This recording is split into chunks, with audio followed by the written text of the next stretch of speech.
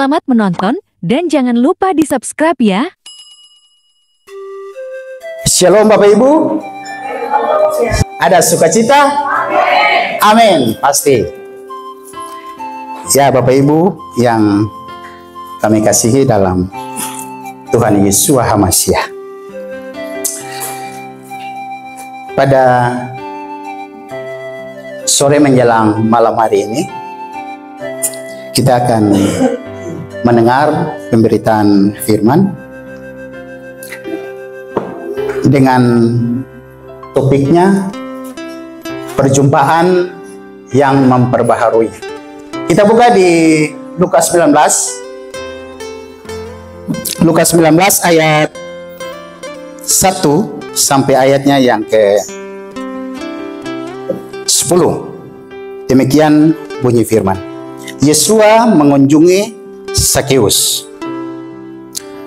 Dan setelah memasuki Yeriko, dia melewati kota itu. Dan tampaklah seorang pria yang namanya dipanggil Sakeus. Dan dia adalah kepala pemungut cukai. Dia juga seorang yang kaya. Dan dia berusaha untuk melihat Yesua, siapakah dia. Tetapi dia tidak dapat karena kerumunan orang itu, sebab tubuhnya pendek. Dan dengan berlari mendahului, dia naik ke atas pohon ara supaya dapat melihat dia, karena dia akan segera lewat melalui jalan itu. Dan ketika Yesua tiba di tempat itu, seraya memandang ke atas, dia melihatnya dan berkata kepadanya, Sakeus, dengan bergegas, turunlah, karena di rumahmu haruslah aku tinggal hari ini. Dan dengan bergegas dia turun dan menyambut dia sambil bersukacita. Namun setelah melihat itu, mereka semua bersungut-sungut sambil berkata, dia telah datang untuk tinggal bersama seorang berdosa. Namun sambil berdiri, Sakeus berkata kepada Tuhan, lihatlah, setengah dari apa yang menjadi milikku, Tuhan, aku memberikannya kepada orang-orang miskin. Dan sekiranya dari seorang ada sesuatu yang telah aku gelapkan, aku akan mengembalikannya 4 kali lipat. Dan Yesua berkata kepadanya, hari ini keselamatan telah terjadi di rumah ini, karena dia juga adalah anak Abraham. Sebab anak manusia datang untuk mencari dan menyelamatkan yang hilang. Amin. Sakeus merupakan salah satu orang yang cukup terkenal dalam cerita kitab suci. Ya, Sakeus kalau zaman sekarang bisa dianggap dia seorang pejabat, kepala pemungut cukai, berarti kepala kantor pajak atau kadis penda lah, seperti itu, karena mereka yang biasa menagih pajak. Nah, zaman Sakeus ini zamannya pemerintahan Romawi. Romawi masih berkuasa sehingga upeti atau pajak-pajak itu ditagih dari masyarakat, dari warga yang saat itu. Nah, warga di saat itu mau miskin atau tidak, tetap tarifnya sama. Jadi Sakeus tidak mau tahu. Dia seorang yang berdosa saat itu ya. Ketika dia mendengar Yesua akan datang ke tempatnya, ke kotanya yaitu Yeriko.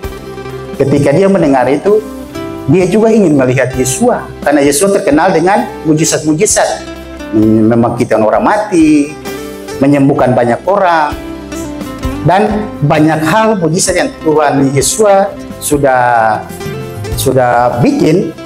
Dan itu terkenal di seluruh penjuru daerah saat itu. Nah, selaku seorang kepala pemungut cukai atau kepala pajak ini, si Sakeus juga ingin melihat ya. Tapi Bapak Ibu, kenapa sampai dia susah untuk melihat? Yang satu, karena dia pendek. Kedua, ada dua. Ya, selama ini kita tahu karena dia naik di pohon ara, karena dia pendek, Bapak Ibu, dia pendek. Tapi yang kedua ini, karena apa? Karena banyak orang tidak suka kepada dia, iya kan? Makanya dia berdesak-desakan kalau nonton, ini filmnya, ya. Kalau nonton, dia itu seperti berdesak-desakan, tapi orang selalu kayak mau menghalang-halangi dia untuk melihat Yesua. Nah, itu karena apa? Satu, karena memang tubuhnya pendek. Kedua, karena orang tidak suka Iya kan? Kalau orang suka, kalau dia pejabat, seorang pejabat, apalagi seorang pejabat, ketika orang suka, itu pasti orang akan buka jalan ya. Ini diutamakan, mari utamakan dia. Silakan mau lihat. Kemudian dia naik ke pohon ara hanya untuk melihat seorang Yesua. Nah, Yesua itu tahu hatinya Sakeus, ya. Bagaimana kerinduan Sakeus itu untuk melihat Yesua. Jadi terkadang Bapak Ibu, Tuhan itu melihat kita punya hati, ya. Kita mau datang kepada Tuhan, Tuhan lihat kita punya hati dulu. Hati kita ini benar apa tidak, ya. Kalau Tuhan tidak melihat hati Sakeus, dengan cara apapun pasti Sakeus tidak akan melihat Tuhan Yesua, ya. Jadi Bapak Ibu, ada beberapa hal yang kita bisa tarik dari cerita Sakeus ini, cerita yang sudah melegenda, ya. Yang pertama, ketika Sakeus berjumpa dengan Tuhan Yesua, ketika Tuhan Yesua melihat dia di atas pohon ara dan kemudian meminta dia turun, karena Tuhan Yesua akan menumpang di rumahnya, makan dan minum di rumahnya. Saat itu kira-kira perasaan Sakeus bagaimana Bapak Ibu? Senang atau bersukacita? Bersukacita atau senang? Senang atau bersukacita? Bersukacita, iya. Karena firman bilang di dalam itu Sakeus bersukacita, ya, bukan senang, ya. Bapak Ibu, kalau dalam pengertian kamus bahasa Indonesia, kamus besar bahasa Indonesia, ada senang dan ada bersukacita. Tapi dua hal ini, dua hal yang serupa tapi tak sama, ya. Kalau senang itu belum tentu bersukacita, ya. Saya mau bilang, senang belum tentu bersukacita. Tapi kalau bersukacita, sudah pasti senang. Sama dengan orang baik, belum tentu benar, ya. Tapi orang benar, sudah pasti dia orang baik. Itu sama, ya. Ya Bapak Ibu, di dalam kamus, senang itu berhubungan dengan kepuasan diri, ya. Kepuasan kedagingan kita. Kita menerima sesuatu dari luar, membuat kita senang, ya. Jadi, untuk memperoleh hasil yang diharapkan, perasaan senang ini, ya dia cuma cepat. Setelah mendapatkan sesuatu, habis kita merasakan senang, kemudian beberapa jam kemudian hilang senangnya, ya. Tapi kalau bersukacita, itu sesuatu ungkapan yang keluar dari dalam hati, ya. Dan dia akan bertahan, tidak akan pernah padam. Namanya bersukacita. Sakeus dia bersukacita, ya. Kalau senang, terkadang dia tidak membutuhkan moral, karena ketika kita senang, kita banyak kali lupa bahwa apa yang kita buat ini dosa, ya. Si pemakai narkoba, si peminum, pemabuk, ya, si pezina, apa yang dia lakukan itu untuk bersenang-senang, bukan untuk bersukacita. Dan yang dia dapatkan cuma sementara. Orang memakai narkoba, cimeng dan lain-lain sebagainya, ya, dia cuma sesaat untuk menghilangkan, mungkin karena dia saat itu stres, saat itu pikiran atau mau enak-enakan, dia pakai, tapi dia cuma bertahan beberapa waktu, dan itu akan mengganggu dia punya tubuh. Jadi senang itu cuma bersifat sementara. Sementara sukacita itu, kalau apalagi sukacita di dalam Tuhan, dia akan bertahan selama-lamanya. Dia tidak akan pernah padam. Sehingga ketika sukacita datang itu, ketika masalah datang, pencobaan datang, tantangan datang, ketika kita tetap hidup dalam sukacita di dalam Bapa Yahweh, tidak akan pernah menggugurkan kita punya sukacita itu, ya. Tidak akan pernah menggugurkan kita punya sukacita. Kenapa? Karena di dalam sukacita ada roh Bapa Yahweh yang tinggal di dalam kita, ya. Kalau senang, belum tentu ada roh Bapa Yahweh di dalam kita. Oleh karena itu Bapak Ibu, cari Tuhan, ya, cari Tuhan bukan untuk senang-senang. Cari Tuhan supaya kita dapat sukacita. Ya, kalau kita cari Tuhan cuma untuk bersenang-senang, banyak orang di luar sana juga bersenang-senang. Orang yang tidak mengenal Bapak Yahweh pun mereka tetap senang, ya. Tapi apakah mereka bersukacita? Belum tentu. Kita bersukacita sehingga kita mendapatkan kesenangan. Karena apa? Jaminan kita adalah keselamatan. Ya. Kalau kita bersenang-senang saja, sudah pasti keselamatan tidak akan pernah kita dapatkan. Tapi ketika kita bersukacita di dalam Bapa Yahweh, otomatis ada jaminan keselamatan. Ya Bapak Ibu, terkadang manusia di dunia ini hidup untuk mengejar kesenangan. Karena kesenangan tidak terikat dengan moral, tidak terikat dengan norma-norma, dan tidak terikat dengan aturan-aturan. Berbuat ikut suka. Kadang-kadang orang tua bilang berbuat ikut suka. Ya, itu karena apa? Mau senang-senang. Ya, tapi tidak menginginkan bahwa efek dari kesenangan itu ada dosa yang mengintip. Ya, dosa yang mengintip itu yang paling bahaya. Bapak Ibu, kenapa? Karena di setiap peluang kita membuka peluang untuk dosa, disitulah setan mulai berkuasa atas diri kita. Saya yakin di tempat ini Bapak Ibu menutup rapat-rapat peluang itu untuk setan masuk. Ya, tutup rapat. Jangan buka sedikit pun kesempatan untuk setan menguasai hidup dan kehidupan kita. Ada banyak jebakan dosa kalau kita lihat dalam kesenangan itu. Makanya kenapa di sini judulnya perjumpaan yang memperbaharui. Karena ketika Sakeus berjumpa dengan Yesus, ada sukacita yang tak terhingga dari dirinya. Ya, mungkin dia bisa ketemu dengan pemimpin Romawi, tapi ketika dia berjumpa dengan Yesus, ada sebuah perubahan yang besar dalam hidupnya. Ya, dia dipenuhi dan diliputi dengan sukacita. Karena itu Bapak Ibu, untuk sebuah kepuasan kedagangan kita, jangan kita mencari kesenangan dunia. Karena kesenangan dunia hanya menawarkan hal yang sementara. Ya, jangan. Hidup kita yang benar haruslah mengucap syukur. Ya, karena di dalam ucapan syukur itu ada sukacita yang kita rasakan. Kalau kita mencari Tuhan hanya demi kesenangan kita, kita menjadi orang yang paling sial di dunia ini. Ya, kita menjadi orang yang paling sial di dunia. Kalau cuma mencari Tuhan untuk dapat jabatan, mencari Tuhan hanya untuk kesembuhan, mencari Tuhan agar keluarga dipulihkan, jangan. Mencari Tuhan dengan sungguh-sungguh, mencari Tuhan supaya dapat sukacita, ya, sehingga dia bertahan selama-lamanya.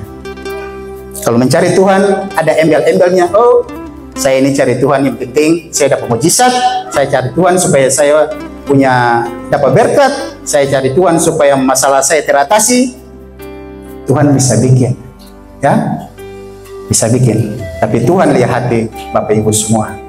Apakah benar-benar Bapak Ibu hidup dalam kebenaran atau tidak? Ya, 1 Korintus 15 ayat 19.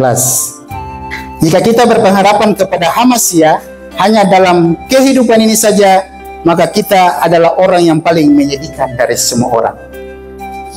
Apa maksud ini Bapak Ibu? Yang tadi saya katakan, kalau kita taruh harapan kepada Tuhan hanya karena ingin dapat berkat, hanya karena ingin kesembuhan, hanya karena ingin apa yang kita harapkan itu tercapai, sia-sialah apa yang kamu harapkan. Ya, cari Tuhan itu jangan ada embel-embel. Hidup dalam Tuhan itu jangan ada embel-embel. Kita beribadah saat ini, jangan sampai kita keluar, kehidupan kita sudah seperti orang dunia ini.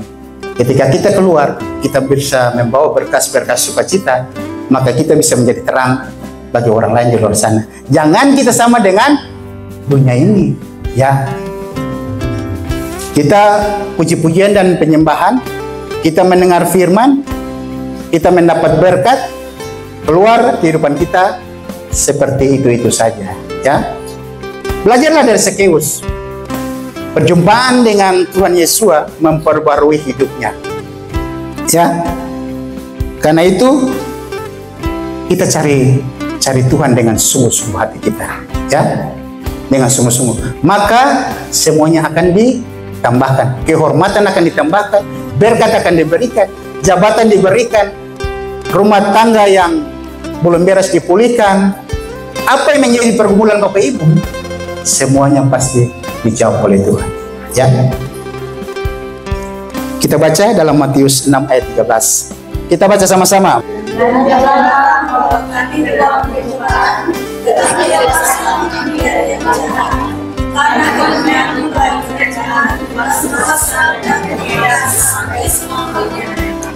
Iya, kita minta dari Bapak Yahweh.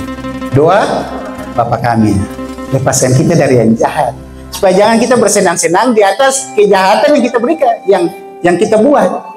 Ya, maka sukacita sudah pasti tidak akan dapat. Tapi kalau kita bersukacita di dalam Tuhan, sudah pasti kesenangan akan kita terima. Ya, Tuhan bilang dalam firman, carilah dahulu kerajaan Elohim dan kebenarannya, maka semua akan ditambahkan kepadamu. Cari dulu Bapak Yahweh, nanti baru semuanya ditambahkan. Apa yang kurang? Berkat kurang, pasti ditambahkan. Ya, jabatan belum pas, pasti diberikan. Kehormatan pasti diberikan. Kita anak-anak raja, kita bukan jadi ekor, kita akan menjadi kepala. Ya, lalu cari Bapak Yahweh dulu. Ya, jangan cari dunia ini cuma menawarkan kesenangan sesaat. Kalau cari Bapak Yahweh, semuanya akan ditambahkan, tidak akan pernah kurang. Ya, oke. Yang kedua, perjumpaan Sakeus dengan Tuhan Yesus membuat dia tahu dia punya kesalahan. Ya, dia tahu dia punya kesalahan. Sakeus tahu kesalahannya. Kenapa dia mau berjumpa dengan Tuhan? Dia tahu dia orang berdosa. Tapi hatinya, Tuhan melihat hatinya, ingin berjumpa benar-benar dengan Tuhan Yesus. Tuhan Yesus panggil, mari turun. Aku mau menumpang di rumah. Tuhan Yesus makan dan minum di rumah Sakeus. Bapak Ibu, sungguh luar biasa ya. Seorang pendosa, tapi ada seorang pembesar. Ketika mau menumpang di kita punya rumah, itu sungguh luar biasa. Maka dari itu Bapak Ibu, bukalah hati Bapak Ibu semua. Biarkan Tuhan tinggal di dalam kita punya rumah. Hidup kita, tubuh kita adalah kemah suci. Hidup kita, tubuh kita adalah bait suci. Hidup kita ini yang suci, maka di situ roh Bapak Yahweh akan tinggal di dalam kita, tidak akan pernah pergi. Jangan sia-siakan itu Bapak Ibu. Ya, Bapak Ibu sudah melewati berbagai banyak hal dalam kehidupan ini. Ya, tantangan, persoalan, banyak hal dalam kehidupan. Jangan sia-siakan itu. Tuhan berikan cuma-cuma, tidak bayar. Tuhan berikan secara gratis. Jangan sia-siakan apa yang Bapak Yahweh berikan bagi kita. Ya,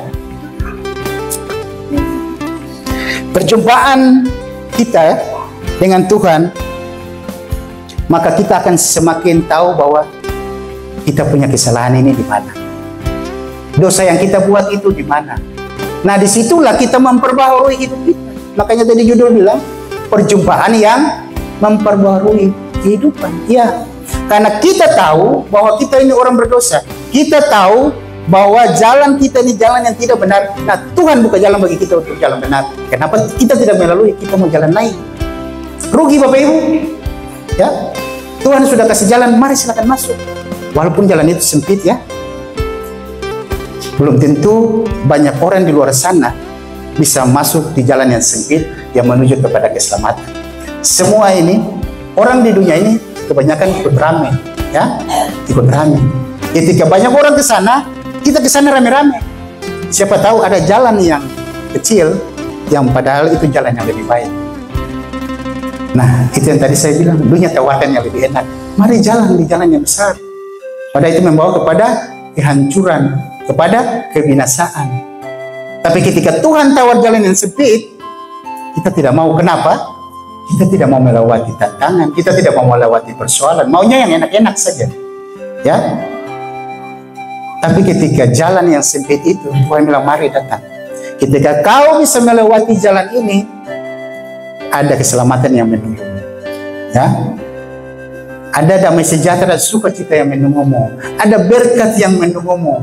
Ada hal-hal yang selama ini kau impikan sudah menunggumu. Asalkan jalan menurut ketetapan Bapa Yahweh. Jangan melenceng dari ketetapan Bapa Yahweh.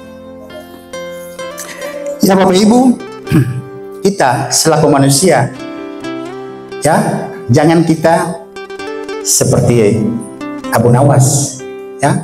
Kehidupan kita jangan munafik di hadapan Tuhan.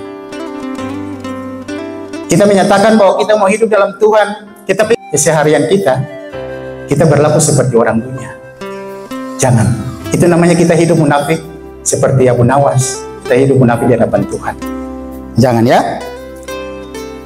Orang yang seperti itu orang yang kelainan. Orang kelainan tuh dia berpikir lain, ya. Dia berbicara lain, dia melaksanakannya lain. Itu namanya orang kelainan. Ya. Kenapa? Dia berpikir nih, mau bikin ini. Dia bicaranya lain. Nanti dia bikinnya lain. Jadi bicara, pikiran, mulut, dan tindakan itu berbeda. Itu namanya kelainan. Munafik berdiri, ya, lucu ya kalau kita munafik untuk kita punya diri, apalagi munafik untuk Tuhan. Jangan munafik di hadapan Tuhan. Mau bertobat, bertobatlah sungguh-sungguh. Mau berubah, berubahlah sungguh-sungguh. Karena Tuhan akan memperhitungkan Bapak Ibu punya perubahan itu. Ya, tidak akan pernah jatuh ke tanah. Tuhan memperhitungkan itu supaya kehidupan Bapak Ibu diberkati oleh Bapak Yahweh. Yang ketiga, yang terakhir, perjumpaan Sakeus dengan Tuhan Yesus menjadikan dia ingat orang lain. Kenapa dia ingat orang lain? Bapak Ibu, gambar itu bisa menunjukkan nih walaupun agak kabur, ya. Dia masuk kemudian mengambil uang-uang yang dia rampas itu dari rakyat. Kemudian dia membagi-bagikan lagi. Dia tadi bilang apa? Kalau aku menggalakkan maka aku akan mengganti 4 kali lipat. Ya. Dia ingat orang lain. Selama ini dia bikin susah orang lain. Nah, dia mau berubah. Kalau Sakeus saja bisa berubah, Bapak Ibu, kenapa kita tidak bisa berubah? Ya. Kadang-kadang pulang, ya, dalam kita punya kehidupan selama 1 minggu, ada godaan-godaan, ya, ada cobaan-cobaan untuk apa? Melemahkan iman kita. Nah, kalau kita kuat di dalam Bapa Yahweh, percayalah bahwa iman kita tidak akan goyah. Apapun itu, kita punya hidup seperti kita beribadah saat ini, ketika kita keluar pun tetap sama, tidak berubah, ya. Kita jangan jadi bunglon. Bapak Ibu tahu bunglon kan? Kalau orang Ambon bilang bingkaro. Dia di coklat, dia jadi coklat. Dia di hitam, dia jadi hitam. Dia di putih, dia jadi putih. Itu kehidupan bunglon. Kita nih hidup yang seperti ini, harus seperti ini. Hidup di dalam Bapa Yahweh, tetap di dalam Bapa Yahweh. Jangan kita hidup di dalam Bapa Yahweh, tapi kelakuan kita seperti penyembahan kita yang dulu. Jangan. Tetaplah hidup seperti saat ini, sampai Tuhan Yesus datang tetap seperti ini. Maka percaya, Bapak Ibu tidak akan ketinggalan kereta. Ya, kita pasti terangkat sama-sama. Ya. Saya pernah bilang, kita sudah punya tiket keselamatan. Ketika kita mengakui dosa kita, ketika kita dibaptis, dimeteraikan dengan nama Bapa Yahweh dalam Yeshua Mesih dan Roh Kudus, itu adalah tiket kita untuk keselamatan. Jangan sia-siakan tiket itu. Kalau tujuan kita sampai ke Samaim, jangan sampai di tengah jalan dia belok. Ya, karena Bapak Ibu tidak tahan dengan ujian dunia ini. Tapi saya percaya bahwa Bapak Ibu yang ada di tempat ini semuanya teguh imannya. Ya, sampai Tuhan Yesus datang, sama-sama kita terangkat. Ya, Jadi Bapak Ibu, ada hal-hal yang Bapak Yahweh ingin tanamkan dalam hati kita. Yang tadi firman bilang, cari dahulu kerajaan Elohim, dan kebenaran semuanya akan ditambahkan. Kemudian yang berikut, kasihilah sesama manusia. Ini dia, Sakeus ingat orang lain. Hatinya kembali diperbaharui untuk mengasihi orang. Dia menjadi orang yang baik lagi. Ya, karena perjumpaan dengan Yesua, sehingga ada roh Bapak Yahweh saat itu yang kemudian ditransfer oleh Tuhan Yesua ke dalam hatinya Sakeus, sehingga dia mau berubah. Nah, kalau Sakeus saja bisa berubah Bapak Ibu, saya percaya Bapak Ibu di sini semua bisa berubah. Ya, dari semakin hari dan semakin berubah. Ya, kita tidak mungkin tinggal di SD saja ketika kita sekolah. Kita mau naik di SMP kita mau naik SMA perguruan tinggi. Ya, kita tidak mungkin tahan di kelas 1 terus. Nanti Bapak Ibu dikasih masalah ya seputaran Bapak Ibu punya kelemahan. Bapak Ibu tidak bisa keluar dari kelemahan, susah untuk iman Bapak Ibu menjadi teguh. Harus keluar dari kelemahan itu. Kelemahan Bapak Ibu apa? Suka marah-marah, suka nyinyir, suka hal-hal yang berbau dosa. Lepaskan itu sekarang, ya. Dan saya rasa di dalam kehilat Yahweh yang Ibrahim tidak ada lagi yang seperti begitu. Ya, kita sudah dimurnikan oleh darah Tuhan Yesus Masiah. Kita sudah disucikan dengan kuasa Bapak Yahweh. Kami percaya Bapak Ibu semua hidup dalam terang kasih Bapak Yahweh. Bapak Ibu, pada saatnya ketika bait suci ketiga didirikan, maka ada yang berdiri di bait suci, ialah si pendusta itu. Ya, dia dan kroni-kroninya akan berdiri sebagai Tuhan, sehingga apa? Mereka menguasai dunia ini Bapak Ibu. Ya, kalau kita tidak tahan iman dari sekarang, jangan harap kita pasti ikut arus dunia ini. Siapa yang tahan?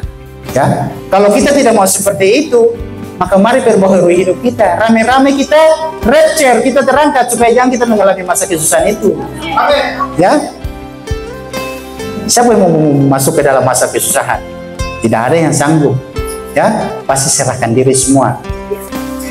Saat ini kita akan memasuki total kontrol. Ya, semua akan di bawah satu kontrol, di bawah satu pemerintahan, di bawah satu agama. Kalau sudah seperti itu, siapapun yang hidup di masa itu, dia tidak lagi akan berkuasa atas dirinya, tubuhnya. Tidak lagi. Semua sudah dikontrol, total kontrol oleh si pembinasa keji itu. Nah Bapak Ibu, hati-hati. Kalau sekarang perbaharui kehidupan Bapak Ibu. Kalau lihat masih ada yang kurang-kurang di mana, mari kita perbaharui sama-sama. Kita ada di kehilat Yahweh Libur Ambon ini untuk saling menasihati satu dengan yang lain. Ya, jangan jemo-jemo ketika ada lain tegur lain untuk hal yang baik. Ya, saya ingatkan kepada Bapak Ibu, kalau ada saudara kita, sesama kita di dalam kehilat ini saling menegur satu dengan yang lain, terimalah dengan sukacita, karena teguran yang diberikan itu untuk memperbaharui hidup kita. Tuhan pakai mulut kita, ya, untuk bisa menegur satu dengan yang lain, supaya kita sama-sama mengoreksi diri kita. Sebab kadang-kadang Bapak Ibu, kalau diri kita rasa benar terus, tidak ada yang salah. Ya, harus ada orang yang melihat kita, supaya orang menyoroti kita. Oh ini, kita tahu kita punya kelemahan, kita perbaharui di situ. Ya, sama seperti Sakeus. Yang pertama, ketika dia berjumpa dengan Tuhan Yesus ada sukacita. Ya, ketika dia berjumpa dengan Tuhan Yesus, dia tahu kesalahannya. Ya, dan ketika dia berjumpa dengan Tuhan Yesus, dia ingat orang lain. Mari pakai cara Sakeus itu untuk memperbaharui hidup kita. Ya, dulu kita orang yang kotor, orang yang hina, orang yang berdosa. Tapi ketika Tuhan Yesus datang, menyucikan kita dengan darahnya, kita dibaptis, dipulihkan, Roh Kudus singgah di dalam kita, maka hidup Bapak Ibu penuh dengan damai sejahtera dan sukacita. Demikian pemberitaan firman Bapak Yahweh di saat ini. Sukses besar untuk kehilat Yahweh Libur Ambon. Bapak Yahweh terus memberkati kita semua. Shalom. Amin.